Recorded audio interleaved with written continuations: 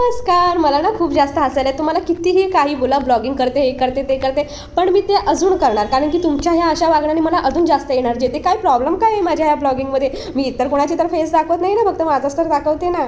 मग या ना, बघा ना. अरे मजा करा तुम्ही पण माझी ब्लॉगिंग बनवून. मी कशी करते, काय करते, सगळं बघा तुम्ही पण. असं तर CCTV लागलेलाच असतो, पण असं पण बघा ना व्हिडिओच्या माध्यमातून. हां, तर ते सगळं जाऊन दे. तर रात्री ना मला 1-1:30 वाजला झोपायला आणि सकाळी मग सकाळी ना कसं होतं ना, उठायला अगोदर कंटाळा येतो आणि त्याच्यानंतर मग एकदा उठल्यावर काय वाटत नाही. सगळेजण आलेले आहेत ना दिवाळीच्या सुट्टीसाठी, तर आता दिवाळीच्या सुट्ट्या संपल्यानंतरच जातील सगळेजण.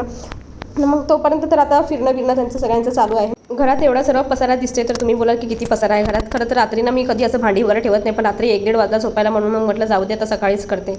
तर ना दिवाळीच्या सुट्ट्या लगेच कशा संपल्या. माझं तर 2 दिवस कसे गेले. मी मला फर्स्ट टाईम, मला वाटतं इतक्या वर्षामध्ये लग्नानंतर फर्स्ट टाईम मला भाऊबीज पहिल्यांदा भाऊबीजेच्या दिवशी करायला भेटलं. नाही तर मग असं होतं ना की मला दुसऱ्या दिवशीच मला भाऊबीज भेटते. अजूनपर्यंत कधी तसं झालेलं नाही की मला भाऊबीजेच्या दिवशी आणि रक्षाबंधनच्या दिवशी रक्षाबंधन करायला भेटले. मला वाटतं हे बहुतेक मुलींचं असं होत असेल. काय होतं ना आपल्या घरी पण